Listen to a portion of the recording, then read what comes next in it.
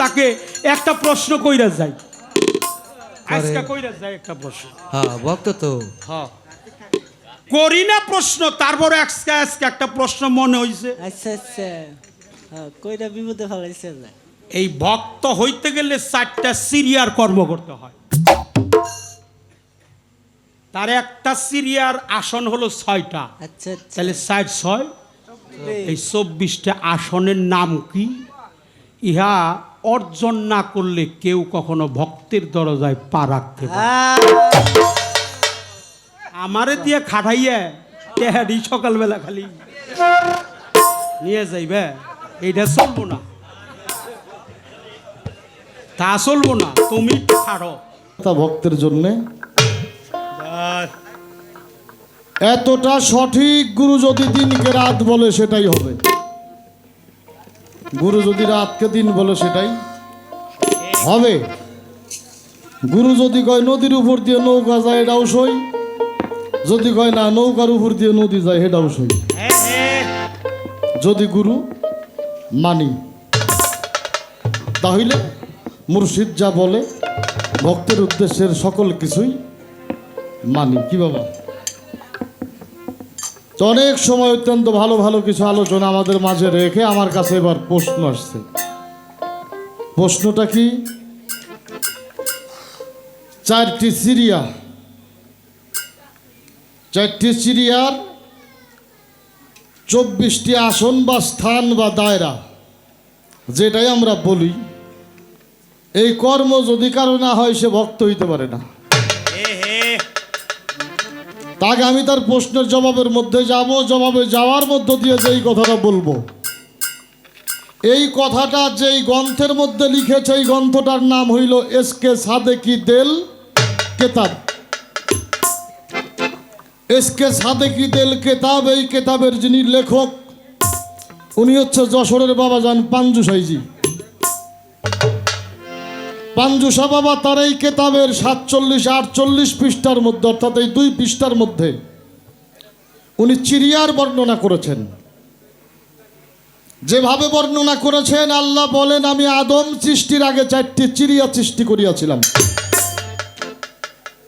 আদমকে সৃষ্টি করার পরে এই 4টে চিড়িয়া আমি তার ভিতরে দান করিয়া 4 প্রকার ফায়েজ দান করলাম। কথাটা বোঝা যায় কিনা? আমি 4 প্রকার ফায়েজ আদমের ভিতরে দান করলাম। কোন কোন ভাষায় ইহাকে বাল্ব বলা হয়েছে। একটা বিষয় আমি আপনি জানি, আদমকে সৃষ্টি করার পরে ভিতরে রুহু ফুকা হয়, রুহু ভিতরে থাকে না। কি বাবা? যখন এই 4টি চিড়িয়া, এই 4টি ফায়েজ আদমের ভিতরে ঢুকাই দেওয়া হইল, তখন আর রুহু ভিতর থেকে বাহিরে আসতে চায় না। এটা কিন্তু আমার কথা, এটা পাঞ্জুসা বাবার কথা। এই 4টি চিড়িয়া 4টি জ্ঞানের পাখি বলা হয়েছে। তোর মধ্যে একটা হলো শরিয়ত, আর একটা হলো তরিকাত, আর একটা হলো হাকিকাত, আর একটা হলো মারিফত। এই 4 প্রকার জ্ঞান দিয়ে যখন আদমের ভিতরটা আলোকিত করা হয়েছে, তখন আর রুহু ভিতর থেকে বাহিরে আসতে চায় নাই। এখন শরীয়তের 6টা স্থান আছে। প্রথম হইল ইমান, ইমানদার হইতে হবে। কি? কালেমা পরিপূর্ণ করতে হবে, নামাজ পরিপূর্ণ করতে হবে, রোজা পরিপূর্ণ করতে হবে, হজ পরিপূর্ণ করতে হবে, যাকাত পরিপূর্ণ করতে হবে। এরূপে সে এই বিষয়টার আলোচনার মধ্যে বাবাজান পাঞ্জু সাইজি উনি লেখলেন, যেমন মারিফতের মধ্যে ঢুইকে তওবা, মহাসেনা, এসকে কাম, মহামিল্লাত, মহামায়া, মহামিলন, এই যে এই কর্মগুলি যার যার স্থানে যায় পরিপূর্ণ একটা মানুষকে করতে হবে। এরকম শরীয়ত, মারিফত, হকিকত, তরিকত, এই 4টা তরিকার মধ্যে এরূপ 24টা কর্ম যার পরিপূর্ণ হয়েছে সেই আল্লাহকে লাভ করতে পারছে, আল্লাহ থেকে বিচ্যুত হয় নাই। আর এই 24টি কর্ম যার পরিপূর্ণ হয় নাই, আল্লাহ বলে সে আমার ইবাদত থেকে পিছিয়ে গেছে। আল্লাহ বলে সে আমার ইবাদত থেকে সরে গেছে, পিছিয়ে গেছে। আর এই জায়গায় দাঁড়িয়ে বেহুশের চৈতন্য দান, যার লেখক আমাদের মানিকগঞ্জের, নারায়ণগঞ্জের, উনি ওনার এই বেহুশের চৈতন্য দান বইয়ের মধ্যে এটার 14 পৃষ্ঠার মধ্যে লিখলেন, যারা শুধু শরীয়ত মানে ওরা হইল ফাসেক, আর যারা শুধু মারফত মানে এরা হইল মুনাফেক। যারা শুধু শরীয়ত করে এরা হইল ফাসেক, আর যারা শুধু মারফত করে এরা হইল মুনাফেক। এই কথাটা আমার না, যিনি বেহুশের চৈতন্য দান গ্রন্থের লেখক মাওলানা বেনজির হক চিশতি সাহেব, ওনার এই কথাটা। আর ইহা পরিপূর্ণ যারা করিয়াছে তারাই এবাদতে পরিপূর্ণ হয়েছে, তারাই আল্লাহর বান্দা হয়েছে, তারাই নবীর উম্মত হয়েছে, তারাই মুর্শিদের ভক্ত হইতে পারছে। এর থেকে যার বিন্দু পরিমাণ কম আছে উনি আল্লাহ থেকেও পিছিয়ে গেছে, রসুল থেকেও পিছিয়ে গেছে, মুর্শিদ থেকেও পিছিয়ে গেছে। যেই জায়গার প্রশ্ন, যেই জায়গার দলিল সহকার আলোচনাটা যেইভাবে আছে আপনার সাথে করার জন্য চেষ্টা করলাম এইবার। হ্যাঁ, আমাকে বাড়ি তো পাবনা, বুঝছেন? হ্যাঁ, ওই যে ইজ্জত আলী দেওয়া না গান লিখছিল, আশা আশায় জীবন গেল মিটলো না কোনো ভাবনা, কেন মনে আইসেছিলাম পাবনা। তার মধ্যে আমার বাসাটা আটঘরিয়া থানায়, কিন্তু টাঙ্গাইল থেকে যাওয়ার পথটা সবচেয়ে সোজা হইল চাটমোহর রেল স্টেশন হয়ে। তো যাচ্ছি বাড়ি, চাটমোহর যাই আমাকে ওই যে গারিন্দা থেকে উঠলাম ট্রেনে, বুঝছেন? এই শরীয়ত ভাই হলেন, কাজে লাগবে। তো এক লোক এসে কইতেছে একের ভিতরে এক, যদি বাড়ি ছোট ছোট ছাল মেয়ে থাকে নিয়ে যান। হ্যাঁ, একের ভিতরে এক বাড়ি ছোট ছোট ছাল মেয়ে থাকলে নিয়ে যান। দেন দেখি কয় টাকা দাম? কয় 10 টাকা। আর একজন এসে কয় একের ভিতর 2 ছাগল বল থাকলে নিয়ে যান। দাম কত? যে 10 টাকা। কইলাম কেমন বইল রে? দেন দেখি। আর একজন কয় একের ভিতর 3। কইলাম কয় টাকা? যে 10 টাকা। কইলাম ওটাও দেন। আর একজন কয় একের ভিতর 4। কয় টাকা? কয় 10 টাকা। কইলাম ওটাও দেন। আর একজন এসে কইছে একের ভিতর সব। কইলাম এটা কয় টাকা? কয় এটাও 10 টাকা। একের ভিতরে এক খালি সরে সরে লেখা, একের ভিতর 2 সরে সরে ক খ, একের ভিতর 2 সরে সরে ক খ ABCD। হ্যাঁ, একের ভিতর হইল 4 সরে সরে ক খ আলিফ বাতা। একের ভিতর সব সরে সরে ক খ ABCD ব্যাগ কিছু। 1 থেকে 100 পর্যন্ত অঙ্ক আছে, এর মধ্যে আবার সরাই আম আম, মানে ছোট ছোট বানাম। কইলাম তালি এই এত টাকা পয়সা খরচ করে এত বই কেনার দরকার কি আছিল? এই একের ভিতর সব খালি এইটা 10 টাকা দিয়ে কিনলেই তো। হ্যাঁ, তাহলে বাবা কালে মাছ চিনলাম, বুঝলাম কোনে কিটা আছে ব্যাগ কিছু দেখলাম, কিন্তু একের ভিতর সব এই এক হইলো আমি নিজেই। এই জায়গার থেকে একটি গান করব, গানটি দরবেশজি দুধ দুসাইজি। ওনার ঘটনাকে বলতে গেলে অনেক কথা বলতে হবে। উনি হইল একজন আলেম মানুষ। উনি গেছিল লালন ফকিরের সাথে বাহাস করার জন্য। তো লালন ফকিরের একটা অভ্যাস ছিল, উনি ওই অসময় বৈশা বৈশা নদীর মধ্যে বসি নিয়ে পড়ে থাকতো, কিন্তু কখনো আদার দিত না। বাবা আদার না দিলে মাছ ধরে নাকি? কিন্তু ওনার আদার না দেওয়ার কারণ ছিল অসাধ্য সাধন হয় কিনা। অসাধ্য সাধন হয় কিনা, এটাই তো মহাসাধকের ভাবনা, তাই না? এরই মধ্যে দুধসাইজি লোকজন নিয়ে নৌকা টৌকা নিয়ে ওনার সামনে যেয়ে দাঁড়িয়ে বলতেছে, এই তোর নাম লালন নাকি রে? তে বলে, হ তুই নাকি ফকির? কয় আমি তো কই না, মানুষ কয়। কয় খবরদার, কিসের ফকির তুই? এই কথা বললো যখন উনি আগায় যাচ্ছে, লালন ফকির বললো আমার গায়ে হাত দিও না। এই কথা হইনে গেছে সেইতে যে লালন ফকিরের গায়ের মধ্যে হাত দিছে, কারেন্ট যেমন মানুষকে শক করে, এইভাবে মনে হয় দুধসাইজি শরীর একটা শক হয়েছে। উনি পিছাইয়ে গেছে, বুঝতে পারে নাই লালনকে আমার ধাক্কা দিল। উনি আবার যখন ধরতে গেছে, আবার ওই হালটাই যখন হয়ে গেছে, দুধসাইজি বলছিল, লালন এটা কিসের শক্তি? বললো, এটা যার শক্তি সে জানে, এটা আমি জানিনি।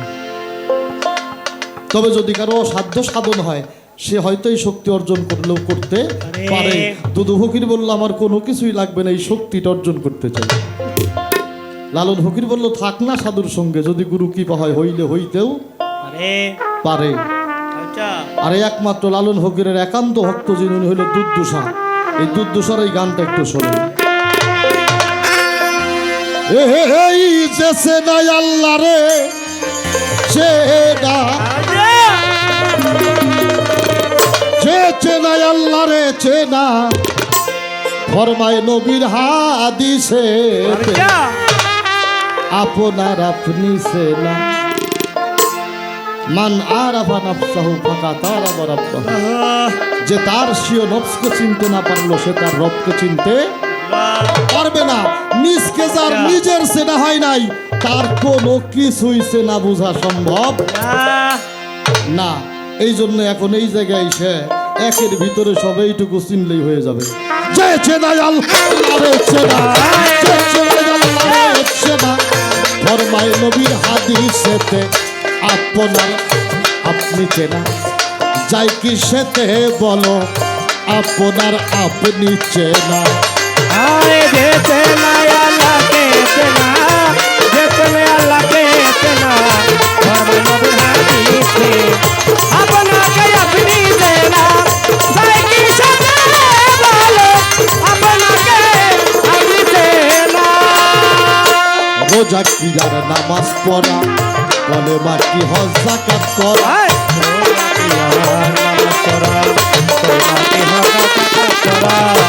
রোজা কি যার নামাজ পড়া, মানে এতক্ষণ যা বুঝলাম এর মধ্যেই কি তাই দুর্দশাইটির আলোচনা। রোজা কি আর নামাজ পড়া, কলেমা কি হজ যাকাত করা, তাকবীর ভারী পাঞ্জে গানা, বিহারি পাঞ্জে গাদা, খোদার দিদার কই তাহাতে আপনার আপনি চেনা। যাই কি সেতে বলো আপনার আপনি চেনা। যেতে না আল্লাহকে চেনা, যেতে না আল্লাহকে চেনা, ফরমান নবীর হাদিসে আপনাকে আপনি চেনা। যাই কি সাথে বলো আপনাকে আপনি চেনা। কাবাতে নিয়াত নিরূপণ আপন কাবার নাই অন্বেষণ। কাবাতে নিরাকের উপর আপন কাবার নাই অন্বেষণ। কাবাতে নিয়াত নিরূপণ আপন কাবার নাই অন্বেষণ। খলিলের কাবাই কি কখন, খলিলের কাবাই কি কখন, খলিলের কাবাই কি কখন, আল্লাহ জিকে পাই দেখিতে আপনার আপনি চেনা। যাই কি সেতে বলো আপনার আপনি ওরে চেনা। যেতে নাই আল্লাহকে চেনা, যেতে নাই আল্লাহকে চেনা, ফরমান নবীর হাদিসে আপনাকে আপনি চেনা। যাই কি সাথে বলো আপনাকে আপনি চেনা। আপনারে আপনি ভুলে পশ্চিম তরফ খাড়া হইলে, আপনাকে আপনি বলেন তরফ খাড়া হলে, আপনারে আপনি ভুলে পশ্চিম তরফ খাড়া হইলে, তুতু কয় রুকু সেজদা দিলে, তুমি কই খুশে যাবিলে, তুতু কয় রুকু সেজদা দিলে, খোদার দিদার কই তাহাতে আপনার আপনি চেনা। যাই কি সেতে বলো আপনার আপনি ওরে চেনা। যেতে নাই আল্লাহকে চেনা, যেতে নাই আল্লাহকে চেনা, ফরমান নবীর হাদিসে আপনাকে আপনি চেনা। যাই কি সাথে বলো আপনাকে আপনি চেনা। এই গানটা থেকে যে বিষয়টা বোঝা দরকার, আমি আমাকে চিনবো কিভাবে। আমি যদি আমাকে চিনতে পারি তাহলে আমার কোনো কিছুই চেনা বোঝার বাকি থাকে না। এ দর্শন লালন ফকিরের আছে, অনেক কথা বলতে হবে কিন্তু সময়ের কাছে হেরে গেছি, সময়ের কাছে হেরে গেছি। আবারও তাকে দাঁড়াইতে হবে, দাঁড়াইতে হবে না, সময়ের কাছে হেরে গেছি। তো এই গানটার থেকে যেন একটু আলোচনা আমাদের মাঝে করেন। সেই সাথে আমরা তো একটা জায়গার মানুষ, আমরা একটা জায়গার মানুষ বাবা। কবির একটা গান আছে, কি দিলে তুই হবি রে আমার, দীনবন্ধুরে দেবার মতো আর কি বাত আমার, কিছুই দেবার মতো না বাবা। সকল একটা ঘটনা আমি আপনি জানি।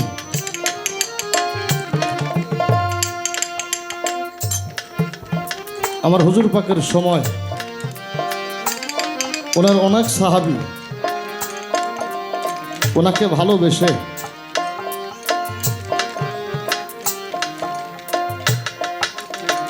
দন্ত শহীদ হয়েছে। আমার হুজুর পাকের দন্ত শহীদ হয়েছে, অসম্মান যেন না হয়, রক্ত পান করেছে, করে নাই? আমার হুজুর পাকের রক্তের যেন অসম্মান না হয়। আর আমার মনে হয় এই সময়ে এসে আমার রসুলের এমন আসে কাছে, যদি একটা বার তারে পাইতো না, নিজের মাথাকে এইটা আমার হুজুর পাকের চরণে দিয়ে দিত।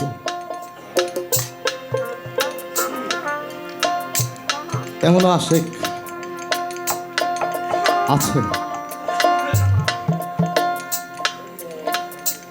আরে আহলে বায়াতের যুগে এসে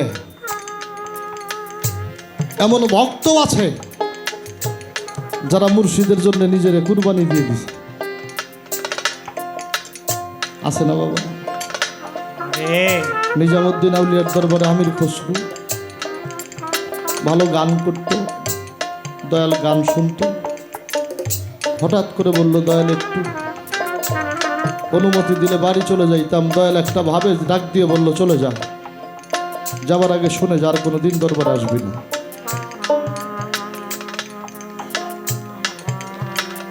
চলে গেল।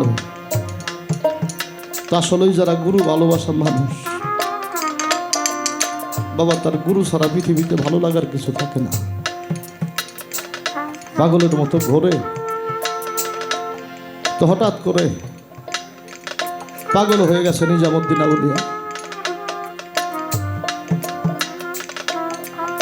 পাগল হয়ে গেছে। কার জন্য পাগল হয়েছে? আমির খসরুর জন্য।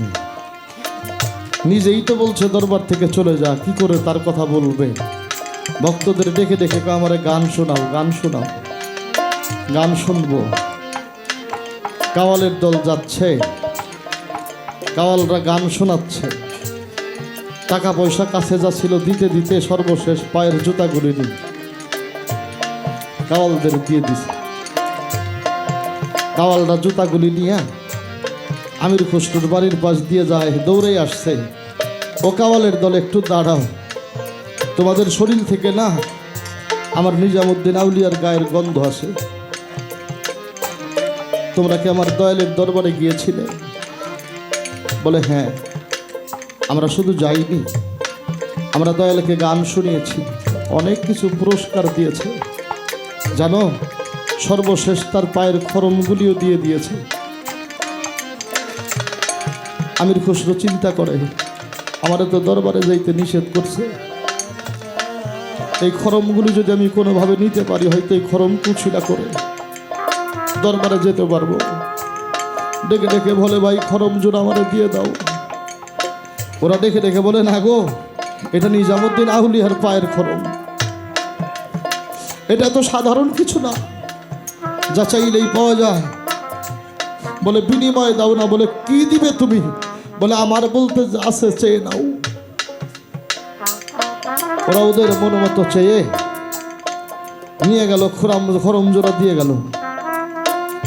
রওনা করেছে দরবারের দিকে। প্রচন্ড বৃষ্টি, বৃষ্টি হচ্ছে, আকাশে বিদ্যুৎ চমকায়। নিজামুদ্দিন আউলিয়া ডেকে ডেকে বলে, আমার বাড়ির প্রত্যেকটা গেট বন্ধ করে দাও। গেট বন্ধ হয়ে গেছে। আমির খসরু যেয়ে দেখে বাড়িতে ঢোকার মতো কোনো জায়গা নাই। বৃষ্টি পড়ছে উঠানে, একটা ড্রেন দিয়ে পানি বের হচ্ছে। চিন্তা করে, আমি যদি এই ড্রেন দিয়ে প্রবেশ করি তাহলে হয়তো ভিতরে যেতে পারবো। এটা ভাবতে ভাবতেই ড্রেনের ভিতরে যখন মাথা ঢুকাইয়ে দিছে, পানি এমনভাবে চাপ দিয়ে ধরছে, উনি আর ভিতরেও যাইতে পারে না, বাহিরেও আসতে পারছে না। ড্রেন বন্ধ হয়ে গেছে, উঠানে পানি উঠে গেছে। ভক্তেরা ডেকে ডেকে কয়, বাবা ড্রেনটা বন্ধ হয়ে গেল, বাড়ি তো পানিতে ডুবে গেল, আমরা কি করব?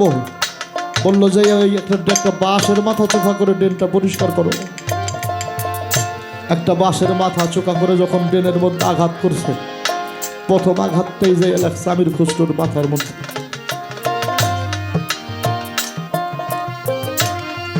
চিৎকার দিয়ে কয়, দয়াল রে, হয়তো আর হবে না, তোর সাথে আর দেখা হবে না। আবার যখন আঘাত করছে, বুকের মধ্যে লাগছে, লাল হয়ে গেছে পানি রক্তে, দৌড়ে গেছে ভক্তেরা, বাবা ড্রেন পরিষ্কার করতে গেলাম, রক্তে পানি লাল হয়ে গেল। কারণটা কি? বলে একটু দরজা গেট খুলো, বাহির দিয়ে যাও না, যে দেখো ড্রেনে কি আছে। যে দেখে দুইটা পাও দেখা যায়, পাও ধরে যখন টান দিয়ে বাহির করছে, তাকে দেখে তার তরিকার ভাই আমির খুঁজতে। পাগল হয়ে গেছে তরিকার ভাই, দৌড়ে ভিতরে গেছে, যে বলল, বাবা এই ড্রেনের মধ্যে আমির খুশরু ছিল, হয়তো আমির খুশরু মারা গেছে। বলো রে, ধোয়াও, কাফন করাও। ধোয়া কাফন করাইছে। বলো রে, রওজাস্থ করো, বাজারস্থ করো। কবরে নামাইছে। এক তরিকার ভাই দৌড়ে আসতেছে, ও ভাই, ভাই আমার ভাইয়ের আগেই মাটি দিও না। বলে কেন? বলে আসতে দেরি হয়েছে তো, আমি তো আমার ভাইটারে দেখতে পারি নাই। মারপেটের ভাই হবে একদিন বেশাদের ভাগী, তরিকার ভাই হবে নিদানের দরদি। তাই যদি হয়, আমারে না দেখে আমার ভাইরে মাটি দিও না।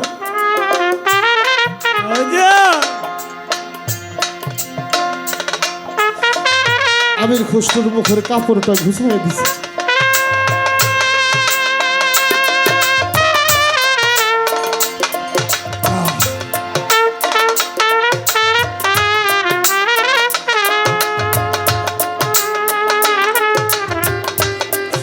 তাকিয়ে দেখে কবরের মধ্যে নিজামুদ্দিন আউলিয়া শুয়ে আছে।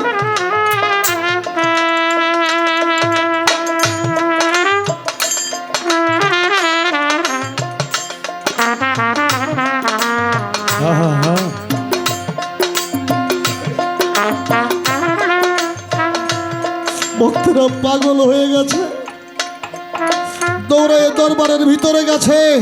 যে দেখে দরবারে বসে আছে নিজামুদ্দিন আউলিয়া, ওরা দৌড়ে কবরের কাছে আসে। আইসা দেখে কবরের মধ্যে শুয়ে রয়েছে নিজামুদ্দিন আউলিয়া।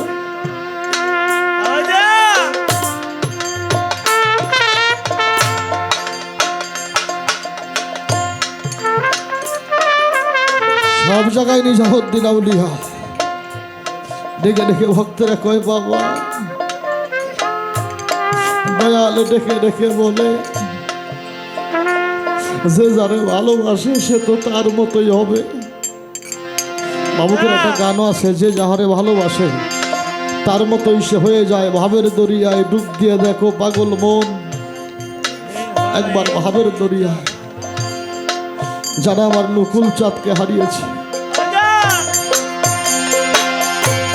ওরে তুমি দেখা যারা আমার নকুল চাঁদকে হারিয়েছি, যারা আমার মজিদ চাঁদকে হারিয়েছি, কথা কৌনা বাজা, যারা হারিয়েছি তরিকার ভাই, যারা হারিয়েছি বাবা, শোনে রে,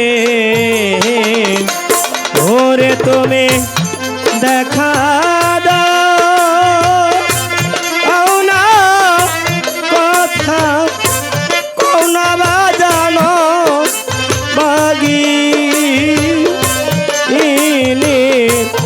শোনে রে, ওরে কোথা রইলা রে দয়ালা মারে, গানে রে কোথায় রইলা রে বান্ধবা মারে,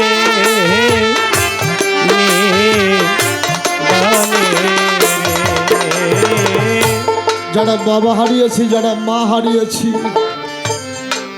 যারা জোড়ার ভাই হারিয়েছি,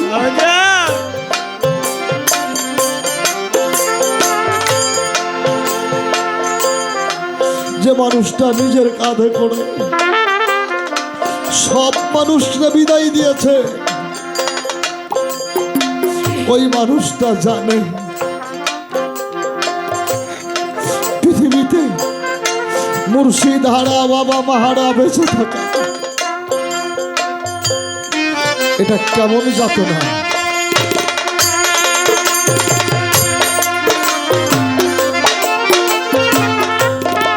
যারা আমার মসজিদ চাঁদ হারিয়েছি, যারা আমার মুকুল চাঁদ হারিয়েছি, তার তো একটা মাত্র চাওয়া, তার মাত্র একটা কথা ছাড়া আর কোনো কিছুই নাই। সে জায়গায় দাঁড়িয়ে কবি গাইলেন, সবাই গেল ওহরে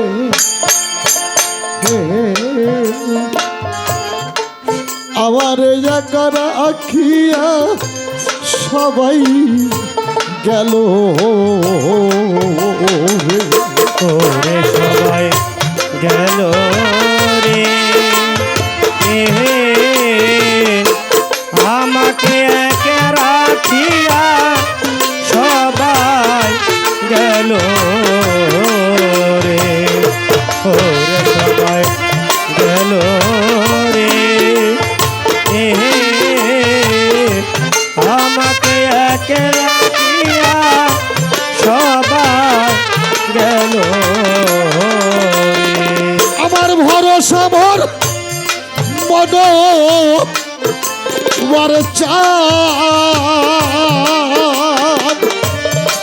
তরদি তুমি ভক্তের জানে রো জানে রে ওরে ভাবে পরশামার মনোয়ার ছায়া তুমি আমার জানের জান রে আয় পরশামার মনোয়ার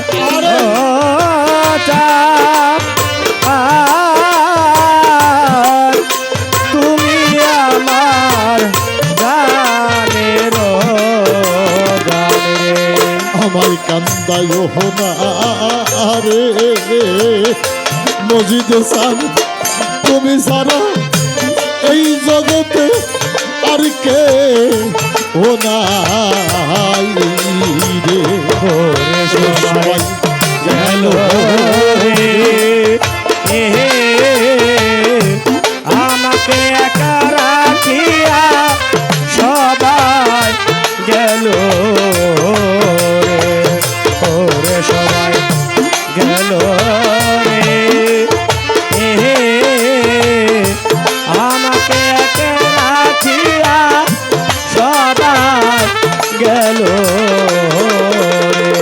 ওরে আমার বাবা মা ভাই সবাই রে গেল মসজিদ সান সেই যে গেল আরে না আইলো ওরে আমার বাবা মা গেল মায়ো গেল ও সেই যে গেল আর নাই আইলো। ওরে আমার বাবা মা গেল আমার বাবা মা ভাই সবাই রে গেল ওরে আমার মসজিদ সাদ সাইরা গেল রে পথের পাগলি রে সব হারাইয়া হইছি আমি পথের পাগল রে ওরে পথের পাগল রে সব হারাইয়া হয়েছি আমি পথের পাগল রে মনির সান মসজিদ সান হারাইয়া হইছি রাস্তার পাগল রে ওরে সবাই গেল রে আমার কি গেল রে ওরে সবাই গেল রে এহে আমাকে একে রাখিয়া সবাই গেল রে নকুল সান পথের দিকে সাইয়ারে থাকি মজিদে সান কত মানুষ সাইয়াতে ওরে আমি পথের দিকে চাইয়া থাকে মজিদ কান্দে কত মানুষ চাইয়া দেখি রে। এখন রাস্তার দিকে সাইয়ারে থাকি মজিদে সান কত মানুষ চাইয়া দেখি রে তার মতো নাই রে ইনুজ বাবা যারে আমি খুঁজিতেছি আর তার মতো নাই রে ওরে সবাই গেল রে এহে আমাকে একে রাখিয়া সবাই গেল রে তার মতো নাই রে আমি যারে খুঁজিতেছি তার মতো নাই রে ওরে সবাই গেল রে এহে আমাকে একে রাখিয়া সবাই গেল রে ওরে সবাই গেল রে এহে আমাকে একে রাখিয়া সবাই গেল রে আমি হারাইলে আর তালাই সদাই মনির চাঁদ রাজ্জা কাজ রয়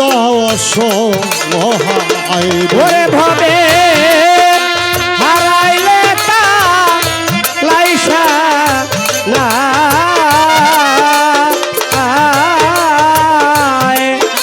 রাজা কাঁদব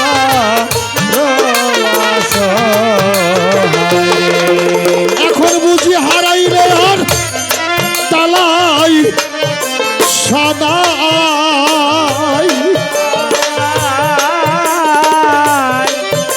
রাজ্জা কাজ রয় সহায় রে তুমি বিহীনে রে মনোবার চান তুমি বিহীনে আর কে হোনাই রে ওরে তুমি বিহীনে বনোয়ার চান দিলে তুমি বান্ধ নয় রে তুমি বিহীনে রে মনোয়ার চান তুমি বিনে আর কে হোনাই রে ওরে সবাই গেল রে আমাকে একে রাখিয়া সবাই গেল রে সবাই গেল রে এহে আমাকে একে রাখিয়া সবাই গেল রে একটা মানুষ তার কাছে কত জনের কত কিছু চাওয়া অনেক সন্তান দেশের বাহিরে থাকে ফোনে ভিডিও কলে কথা হয় স্ত্রী সন্তান সবার সাথে কথা হইতে হইতে মায়ের কাছে ফোনটা গেলে সন্তান ডেকে ডেকে বলে ও মা আমি দেশে আসব মা পাগলের মতো করে অঝরে দুইটা চোখের জল ফেলে কাঁদে। ও মা, সবাই সব কিছু চাইলো, একটা কিছু চাও না যেটা তোমার জন্য নিয়ে আসবো। গর্ভধারিণী মা দুইটা চোখের জল ফেলে ডেকে ডেকে কয়, বাবা কিছুই লাগবে না। আজ কতটা দিন হয় আমার থেকে কতটা দূরে চলে গেছিস।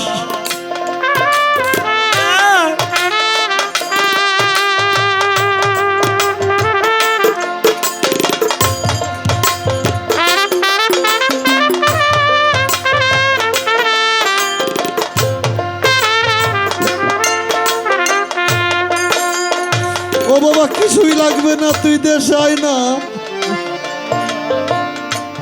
আমি তোর দুইটা নয়ন বইটা দেখবো। একটু কাছ থেকে মা বলে ডাকবি, জানিস তোর একটু বুকে ধরতে পারবে আমার জীবনের সমস্ত চাওয়া মিটে যাবে। এই মানুষটা যার জীবন থেকে হারিয়ে গেছে, বাবা নামের মানুষটা যার জীবন থেকে হারিয়ে গেছে। বাবা, আমাদের মধ্যে অনেক মানুষ আছি যারা বাবা মাকে কাঁধে করে তার নিজের বাড়িতে দিয়ে আসছে। এমন অনেক মানুষ আছেন যারা প্রবাসে থাকে, ওই অবস্থায় হারিয়েছে বাবা, পারে নাই বাবার একটু কাঁধে করে বিদায় দিতে। অনেক মানুষ আছে হারিয়েছে গর্ভধারিণী মা, পারে নাই শেষ সময়টা মাকে একটু দেখতে, কাঁধে করে বিদায় দিতে। কথায় আমি ভুলতে পারি না। যারা নিজের কাঁধে করে বিদায় দিয়েছি তারাই যদি সহ্য না করতে পারি, যারা শেষ সময়টা তাদেরকে একটু দেখতেও পারি নাই, তাদের কষ্ট রাখার মতো কোনো জায়গা নেই।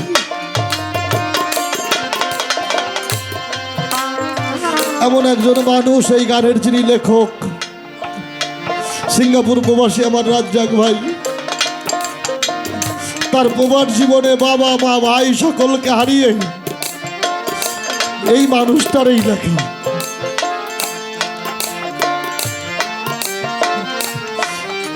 এই মানুষটারই লেখা, সবাই গেল রে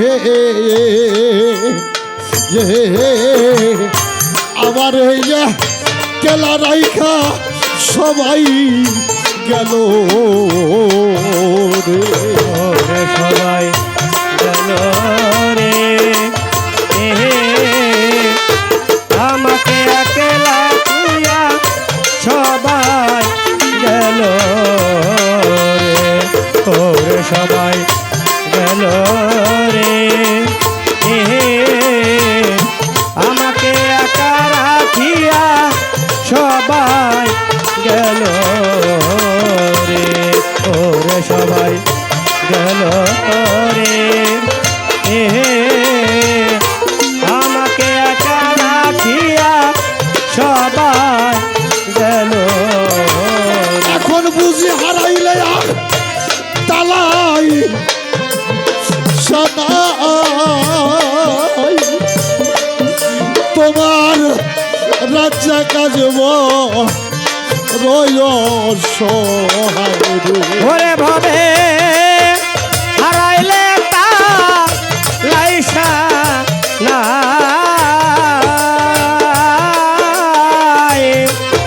রাজা কাজব রসহায় রে। এখন বুঝি হারাইলে আর তালাই সদাই, মাগো তোমার রাজ্যা কাজব রয় সহায় রে। তুমি দিলে রে মনোয়ার সান, তুমি বিনে আর কে ও নাই রে। ওরে তুমি মনোয়ার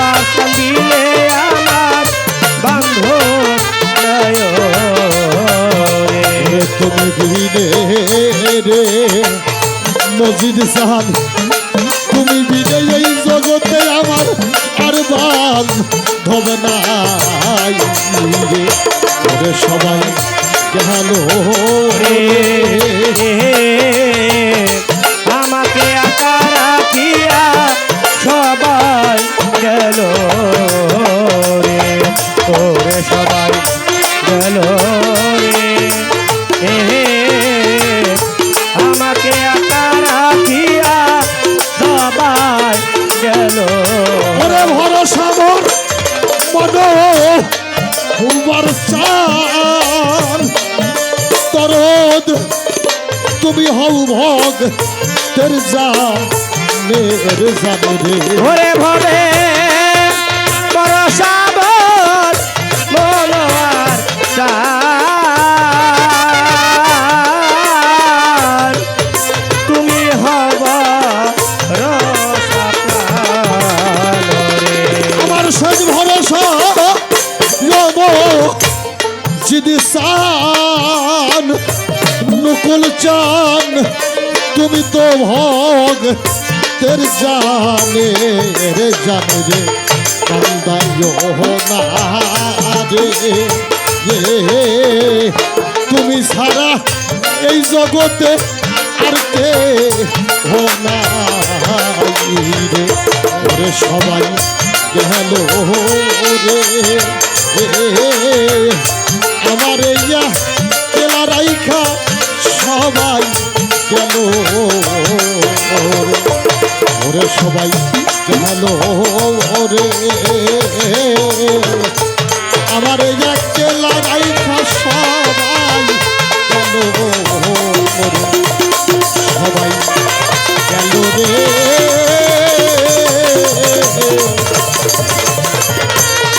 আমার জলাল চান আমার মফিজ চান আমার নকুল চান আমার কবি জ্যোতি চান আমার মজিদ চান আমার এই একলা রাইখা সবাই গেল